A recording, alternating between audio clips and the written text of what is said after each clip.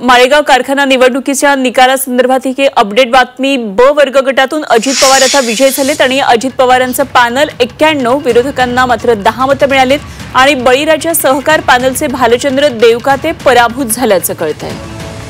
तर या संपूर्ण घडामोडीकडे, या निवडणुकीकडे संपूर्ण राज्याचं लक्ष होतं। तर या निवडणुकीसंदर्भात आणि सध्याच्या निकालासंदर्भात आढावा घेतलेला आहे आमचे प्रतिनिधी जावेद मुलाणी यांनी।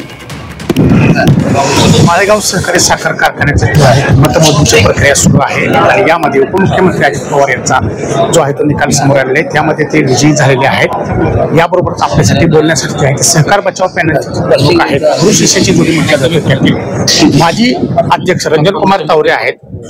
काका, काय सांगाल?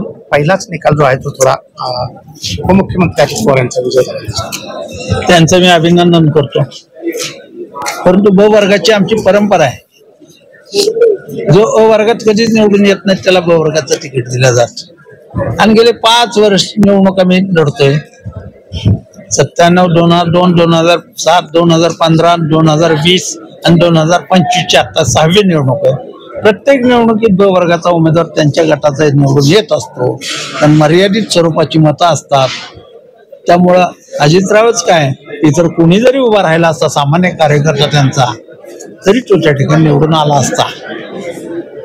आज जो आहे तो इतर आणखी 20 संचालकांना जे आहे मतमोजणी प्रक्रिया सुरू आहे, काय विश्वास वाटतो? ते 20 उमेदवार अ वर्ग मतदारसंघातून निवडून येणार आहेत आणि अ वर्ग मतदारसंघामध्ये सभासद राजानं 5 महिन्यापूर्वी ठरवलंय सहकार वाचवायचं आहे, लक्ष्मीचं मंदिर टिकवायचंय आणि आपला प्रपंच वाढवायचा आहे।